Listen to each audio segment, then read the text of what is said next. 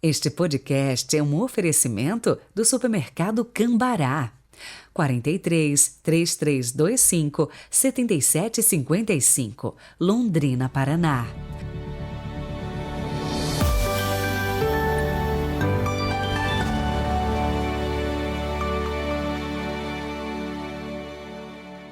Olá, sejam muito bem-vindos. Terça-feira, 15 de novembro de 2022. Eu sei que hoje é feriado, dia da proclamação da República, mas para nós aqui no Paraná é a festa da padroeira de todos os paranaenses. Inclusive, é a patrona aqui da minha paróquia, Nossa Senhora do Rocio. Rezemos.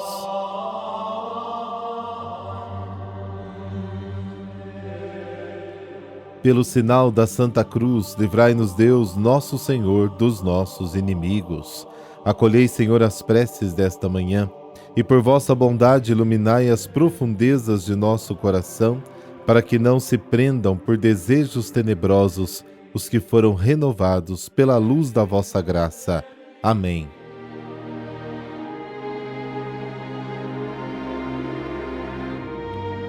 Lucas, capítulo 19, versículos de 1 a 10. O Senhor esteja convosco, Ele está no meio de nós. Proclamação do Evangelho de Jesus Cristo segundo Lucas.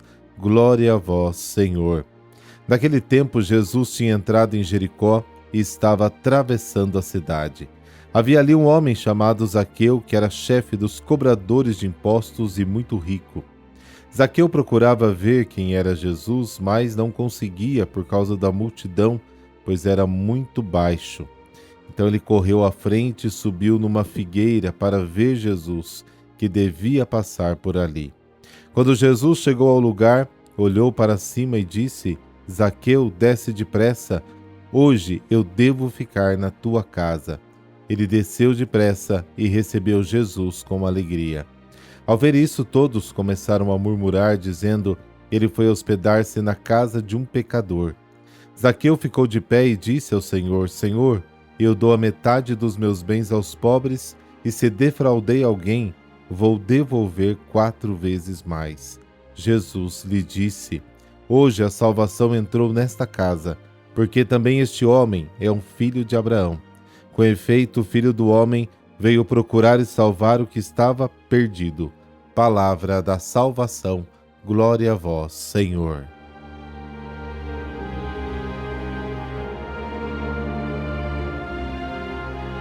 O Evangelho de hoje oferece um magnífico exemplo da misericórdia divina e dos copiosos frutos que, se aceitos, podem dar. Jesus entrou na cidade de Jericó, estava passando por ela quando de repente um homem chamado Zaqueu, chefe dos publicanos e muito rico, tentava ver quem era Jesus, mas não conseguia por causa da multidão, porque era pequeno em estatura. Então ele correu na frente e, para poder ver Jesus, subiu em um sicômoro, porque Jesus tinha que passar exatamente por ali. Chegando, Jesus olhou para cima e disse: Zaqueu, desce imediatamente, porque hoje eu quero ficar na tua casa. Então ele o acolheu cheio de alegria. Vendo isso, todos murmuraram: ele entrou na casa de um pecador. Todos murmuravam. Quem quisesse dizer-se um bom judeu, evitava cuidadosamente todo contato com os cobradores de impostos, desprezados como opressores de seu próprio povo, porque haviam concordado em ser cobradores de impostos em nome dos odiados romanos, que pela força das armas haviam conquistado meio mundo, incluindo a Palestina, e o governou com mão de ferro.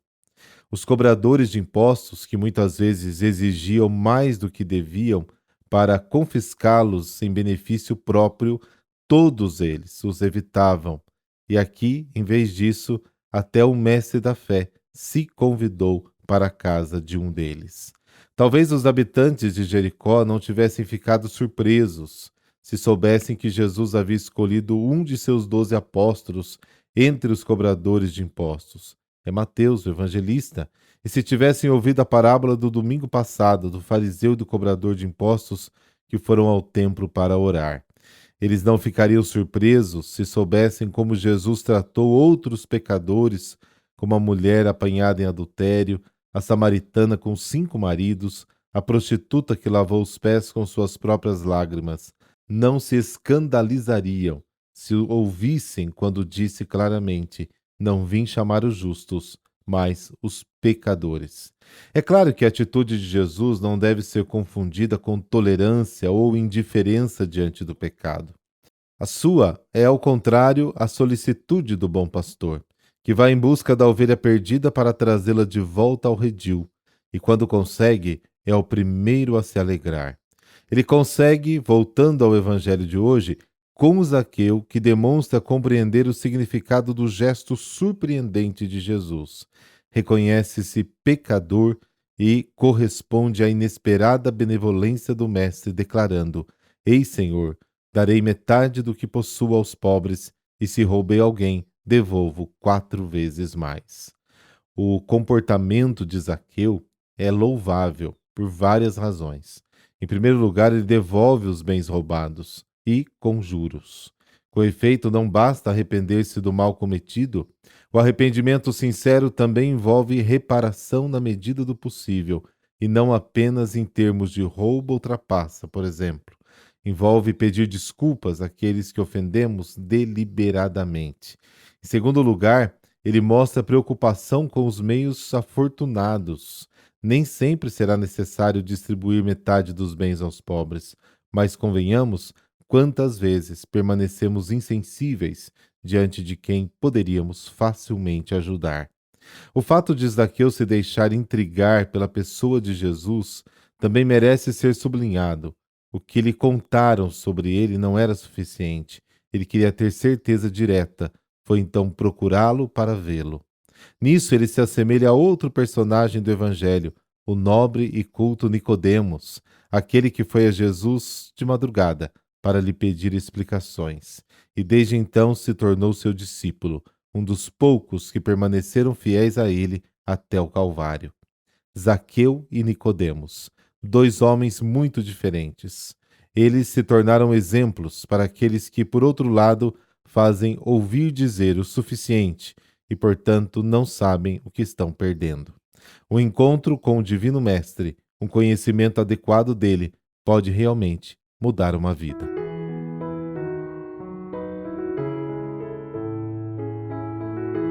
Nossa Senhora do Rocio, padroeira do Paraná. A imagem de Nossa Senhora do Rocio foi encontrada no século XVII, em 1648, por pescadores na Baía de Paranaguá, ao amanhecer, na hora do orvalho, e a sua devoção começou depois da elevação do Pelourinho em Paranaguá. Aparecida e Rocio são 2 histórias muito similares, mas Rocio aconteceu 69 anos antes de Aparecida. Em 1686 houve um período de peste na região e os habitantes recorreram a Maria Santíssima para que acabasse com aquele mal. Como foram atendidos desde então, os devotos do Paraná recorrem a Nossa Senhora do Rocio diante de suas aflições. Mas o que significa rocio? A palavra rocio vem do latim rocivum, que significa orvalho. Nossa Senhora do Rocio é Nossa Senhora do Orvalho Matutino, ou Nossa Senhora do Amanhecer. Ela simboliza as inúmeras graças e bênçãos que brotam constantemente no meio do povo, como o orvalho. A primeira igreja dedicada a Nossa Senhora do Rocio foi construída no ano de 1813 e em 1920 ficou pronto o atual santuário de Nossa Senhora do Rocio na cidade de Paranaguá, no Paraná.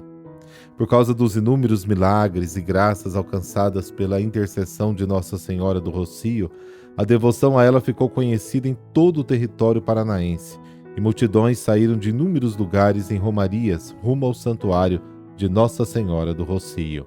É o caso, por exemplo, de várias curas individuais e coletivas, como a peste bubônica em 1901 e a gripe espanhola em 1918.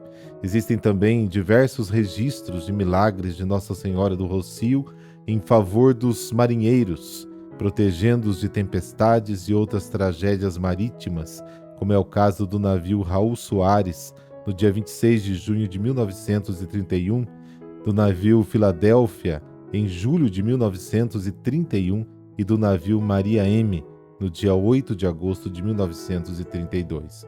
Por isso, muitos marinheiros se tornaram devotos de Nossa Senhora do Rocio. No ano de 1977, o Papa Paulo VI declarou Nossa Senhora do Rocio como a padroeira do Paraná. A devoção a Nossa Senhora do Rocio continua crescendo até os dias atuais e, por isso, seu santuário em Paranaguá recebe cada vez mais devotos. Por intercessão da Rainha do Paraná, Nossa Senhora do Rocio, essa bênção de Deus Todo-Poderoso, Pai, Filho, Espírito Santo. Amém. Boa terça, fique na paz.